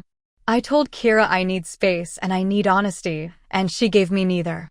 She swore she did not forge Dad's signature, but when I asked who did, she said I was harassing her, and when I asked about the referral money, she said it was pocket change and made me feel small for caring. I went to Skylark without her, and the man there would not answer anything without her present, which told me everything. I am ashamed, Mum. I let her run the money because I wanted peace. I let you be handled because I did not want to have a row in my kitchen. I do not know how to fix that except to say I am here now, and I will sign whatever you want that keeps me away from your accounts so you never have to wonder again. I did not tell him that he should have known. Telling a person they should have known when they finally say they see makes their eyes cloud over. I pushed the bank form across the table, and he signed the section that said he withdraws as any kind of mandate. He also wrote a letter in his own hand to Martin authorizing him to speak on his behalf to anybody that asked about any of this. Then he sat back and asked me what he could move from the house without upsetting me. I told him he could take the bookcase he built as a sixth form project because it has his initials carved on the underside, and the heavy saucepan his grandmother gave him, and the photographs from the shoebox at the top of the wardrobe because those pictures belong to all of us and should not be hoarded to prove a point. He nodded. He did not cry. I did not cry. We are people who make lists when things go wrong because lists calm hands. The police came that afternoon for a statement. They were polite and careful and did not promise anything except that their fraud unit would review what the bank had sent and that they would interview Kira if the evidence supported it. When they left, I made a stew because chopping onions is a job that keeps your mind where your hands are, and the house smelled like a house should smell when it is not holding its breath. Martin called with an update that Skylark had proposed a meeting to clear the air, and he had declined on my behalf because air does not clear in rooms where people bring pre-prepared phrases. He said the regulator had acknowledged our complaint. He also said that the treasurer had found another odd entry in the hall ledger, a donation from Skylark listed under Community Outreach the week before the fundraising dinner. It was small. It was a wish for proximity. I told him to print it and add it to the file. In this period, the town did what towns do. Some people stopped to talk longer than usual because they wanted to signal support. Some looked away at the butcher's counter because they do not know where to put their face when your private life has been pulled through a projector. Mrs. Patel brought me dal in a container with my name on the lid. Lynn waved through the post office glass and held up envelopes like a stage manager checking props. Tom called me miss once by mistake, then laughed with embarrassment, then asked if he could help me set up email alerts on my phone so that nothing could be changed on my accounts without a ping. He did it in 5 minutes. I wrote the instructions down in my notebook in case my phone decided to change its mind about how to behave. I forgot nothing important, and I forgot where I put my glasses twice in one morning, and both things could be true without collapsing the other. 3 weeks after the dinner, the capacity assessment report arrived. It was plain, 3 pages, fonts that looked like they had come with the computer and had not been chosen with flourish. It said I had capacity in all the areas tested. It said I understood my financial decisions. It said I had sought support appropriately. It said no further action was recommended. It also included the line I had asked for. The subject invited this assessment proactively. I put one copy on my mantelpiece for a week where I could see it every time I went into the sitting room, not because I doubted it, but because seeing it allowed me to stop rehearsing what I might say if challenged. Daniel read it, exhaled, and said he would tell anyone who wanted to talk about his poor old mum to read page 2 and then leave the kitchen if they could not manage basic comprehension. The bank fraud team called to say that the teller remembered the February withdrawal clearly because the person had presented a blue passport from a country in the EU with a photograph that did not look like Bernard, but with a name similar enough that the teller, new and under pressure, had accepted it in error. The teller was being retrained. The footage from the branch showed a woman in a mask, which makes identification messy. The serial numbers of the notes could not be traced because cash is cash. The bank offered a goodwill credit of a portion of the amount while the investigation continued, not as an admission of liability, but as a gesture. I accepted it because it was, in effect, a partial return of what had been taken, and because refusing a gesture to prove a point only punishes you. Skylark sent a final letter before regulator involvement with phrases that rephrased their earlier phrases. Martin prepared a response that was less interested in phrases and more interested in the timeline and the contract law they had overlooked when they printed a deed downloaded off a website and forgot that a restriction at the land registry is not a suggestion. He also drafted a letter to a small claims court for the referral fees to be returned to me as an unjust enrichment because Kira, calling herself a carer, had monetized a relationship in a way that violated the basic duties a family member owes. And though court language is stiff, sometimes stiffness is what you need. Daniel asked whether I wanted to send that letter. I said yes. He took a deep breath and signed as a witness. I did not see Kira in person for a month. She stayed at Alicia's and posted images online of morning coffees and sunlit walks that did not include captions about regulators. She sent Daniel messages that oscillated between apologies that were not really apologies and threats to tell her side to anyone who would listen. He did not reply to most of them. He replied to one with a photograph of my capacity assessment and a single sentence. This is the only side that matters, and he switched off his phone and came to mine to fix the dripping tap in the bathroom. He left afterward without any ceremony because fixing taps is what decent men do when they have broken something larger that will take more than a washer to set right. On a Thursday morning, I went to the library to return books and ask the librarian if she would be interested in a weekly session for people my age about banking, passwords, and what legal documents mean, not because I am an expert beyond my own mess, but because I can explain in plain language what a mandate is and what a redirect is and what you have the right to ask a bank to do to prevent someone else's efficiency from moving your money without your eyes on it. She said yes with relief and told me they had been trying to start something like that since before the lockdown, and all they needed was a person who would sit for an hour with a flip chart and say things slowly while people made notes. I said I could be that person once a week. I wrote a list of the first session. How to set a bank password only you know. How to ask for paper statements again if you want them. How to check what email addresses sit under your account. How to call your GP and ask for that note. How to record the name and time of every call you make. How to tell a daughter-in-law no. It felt good to write that last line in a public space. There were quiet consequences, too, that no one sees on a notice board. The friend group Kira had built in town shifted. 2 women stopped liking her posts online and started sending Daniel messages that said they were there for him if he needed school pickups in a pinch. The hall treasurer resigned from a committee where Kira had tried to join the finance team and noted in her letter that she did not feel comfortable with someone who received referral fees from a firm under complaint. Lynn baked a cake and wrote "no means no" in wobbly icing and left it on my doorstep. I laughed for the first time in weeks when I saw that cake because it was so on the nose that it bypassed the part of me that wants everything to be tidy. I took a picture and sent it to Daniel with the caption, "Your post office is fierce." He replied, "She has always been, you just forgot because you were tired." The police eventually called to say they would be issuing a caution to Kira for the forged redirect because the evidence was enough for that, but not enough for more, and that the financial side was still under investigation because those cases crawl. It frustrated me that a forged signature on a change of address slip could resolve faster than a forged signature on a withdrawal, but systems are built by different committees.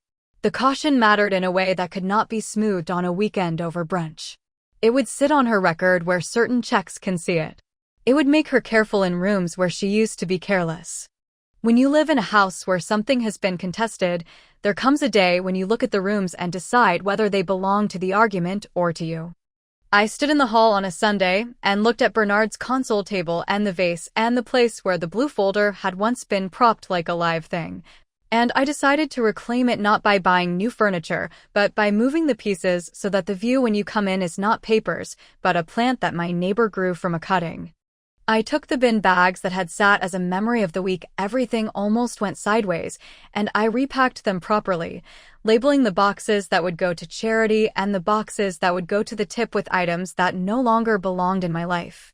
I asked Tom to carry one box because it was too heavy for me, and he did it with the solemn dignity of a boy who has been led into an adult task. He told me he was applying for an apprenticeship in electrical work. I said that Bernard would be pleased, and Tom smiled with that odd mix of grief and pride that comes when someone who used to tell you what a torque wrench is has to be conjured with a sentence. The first library session had 13 people, which is the perfect number for a circle where everyone can speak and no one can hide. I brought a stack of sample letters with blank spaces and phrases that you can drop into a template and make your own. I showed them how to find the land registry website and how to check if your title has a restriction and how to add one if you need it with a form that looks daunting, but is really just names and addresses and a fee. I told them that if a relative says "we," you're allowed to say "I," and that a third-party mandate is not a badge of love.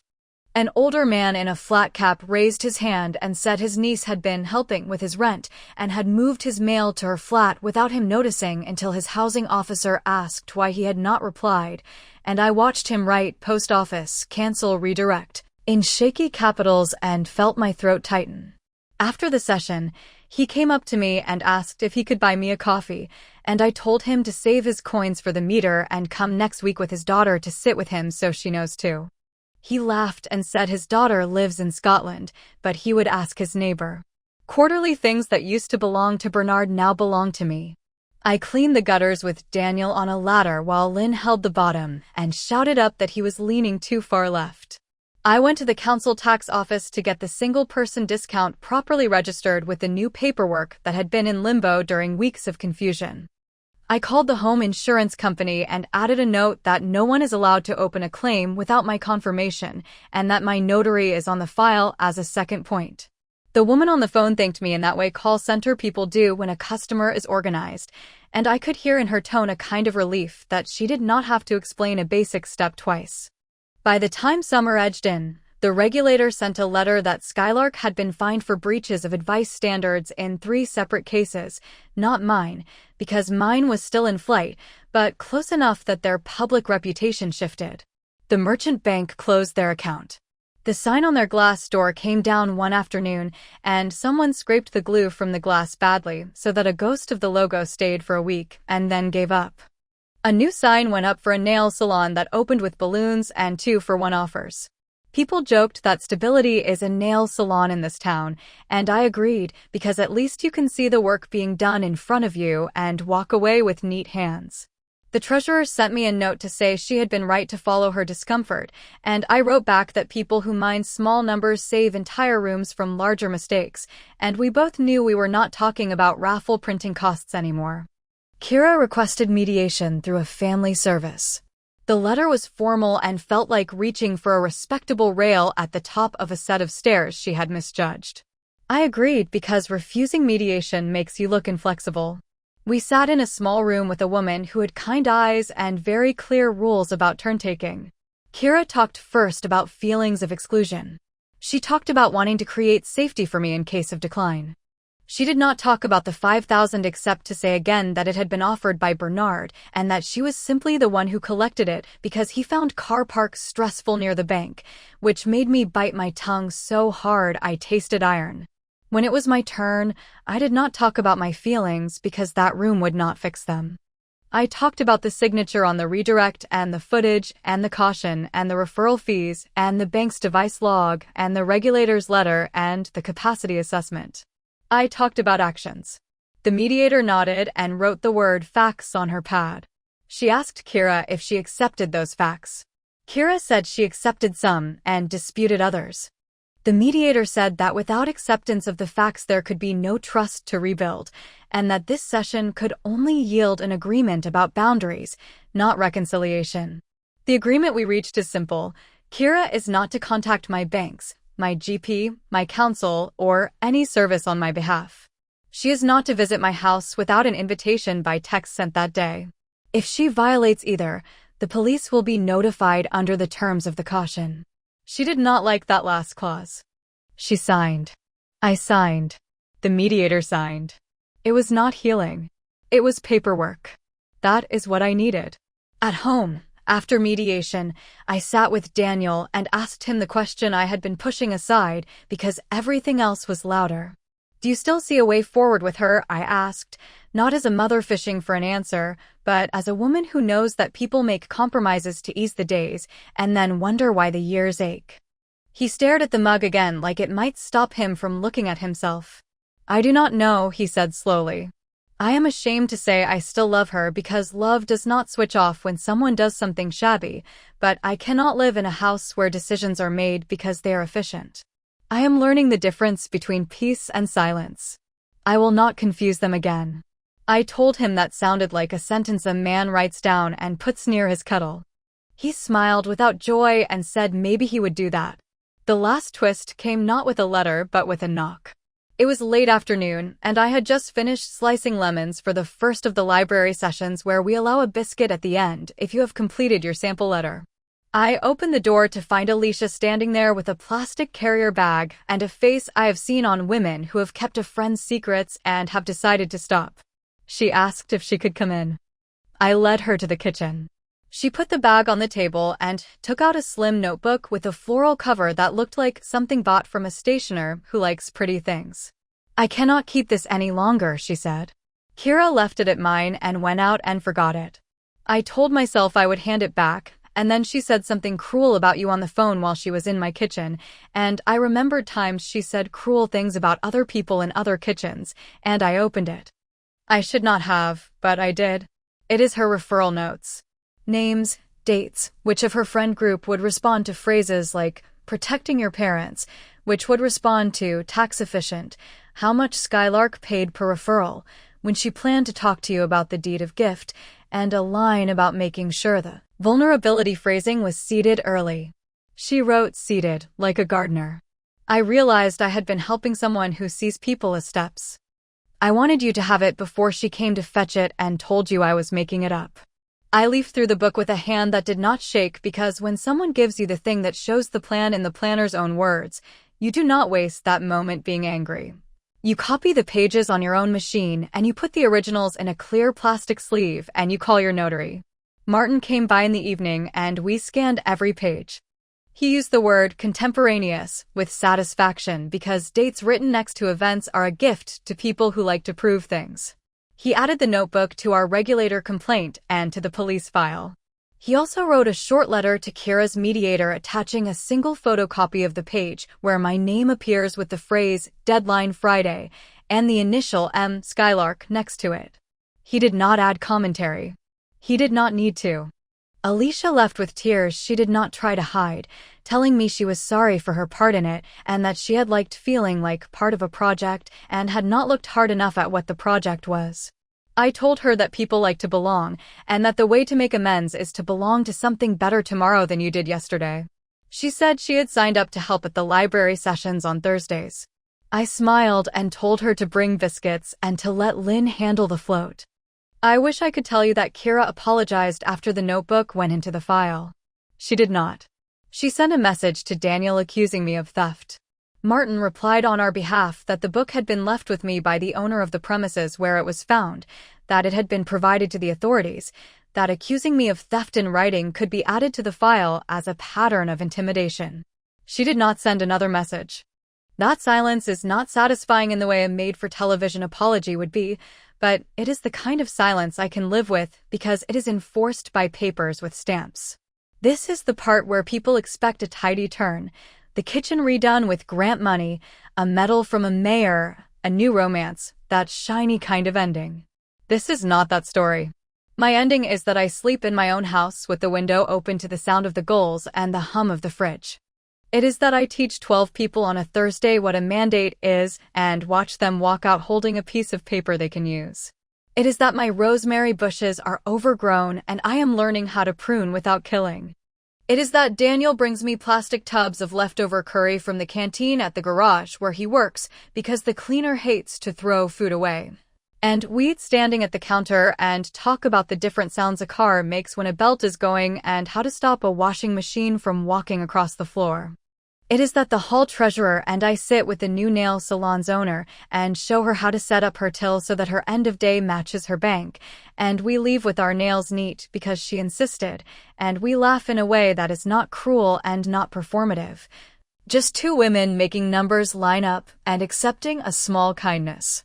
I kept Bernard's ledger where it always sat, and sometimes I add a line that says library tea £2, 80 or Tom bus fare £1. 50 for helping carry box, not because I need a ledger to tell me where my coins go, but because writing the line feels like talking to him in the way we used to, with numbers that added up to a life. The restriction on the house remains, and I have added a simple will to sit alongside it that leaves Daniel the right to live here for a period if he needs to after I am gone, and leaves the house eventually to a charity that outfits council homes with safety rails and floodlights and small sensible things that keep people steady. I did not tell Daniel that last part until I had written it twice. He read it and said it was fair and that he understood, and then he asked if he could build me a new shelf in the airing cupboard because the old one bowing under the towels was dangerous. He built it that afternoon.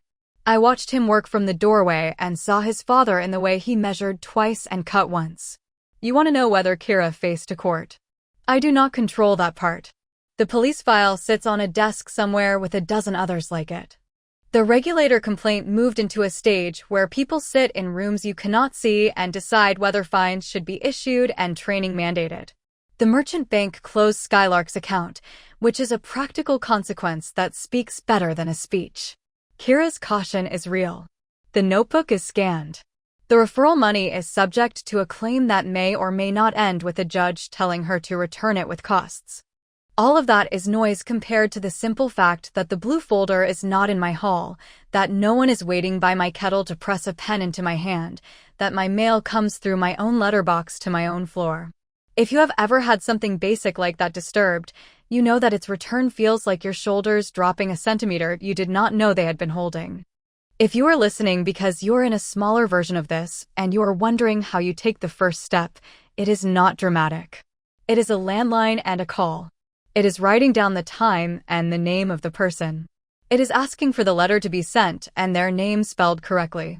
It is deciding to be assessed so that a cousin cannot call you muddled from a phone box and have the note stick.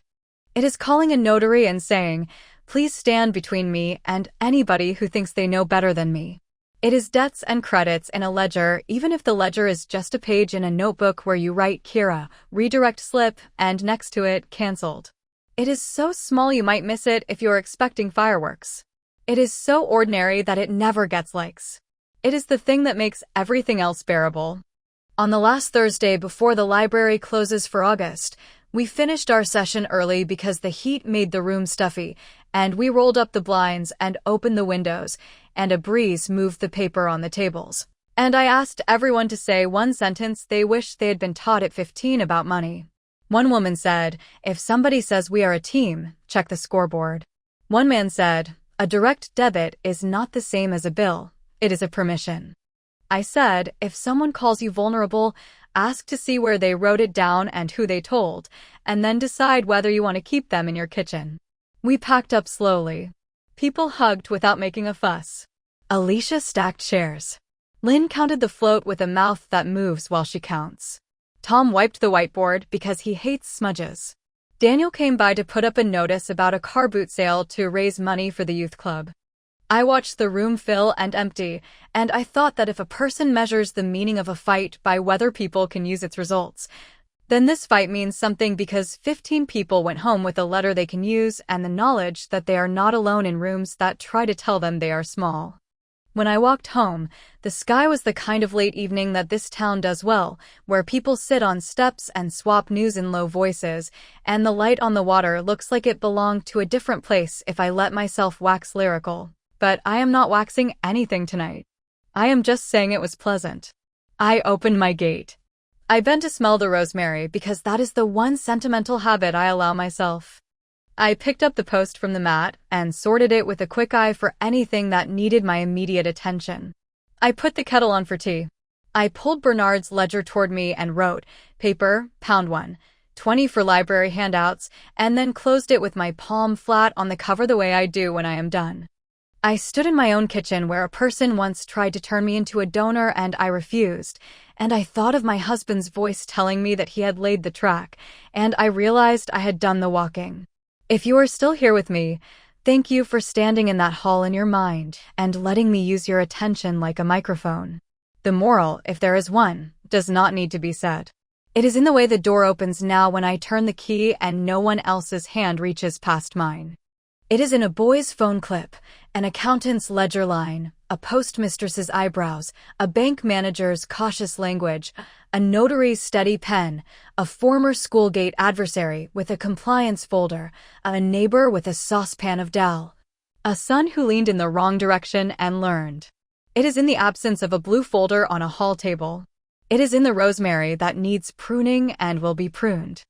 It is in the question I ask myself when I go to bed now: who is allowed into my house, my bank, my file, my day? I have the answer. And if one day I do not, there will be a piece of paper in a drawer with my name on it that says who speaks when I cannot, because I've decided that a boundary is not a wall to keep people out, it is a line that lets the right ones in at the right time.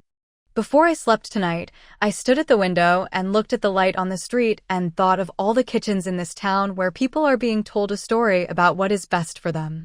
I hope one of them hears this and decides to ask for the document rather than the explanation. I hope someone calls their bank and says, "Add a password, please, only I will know it." I hope someone writes a date and a time at the top of a page. I hope someone takes a bus to a small office and asks a notary to put a line on a title. I hope someone brings a clip to a hall.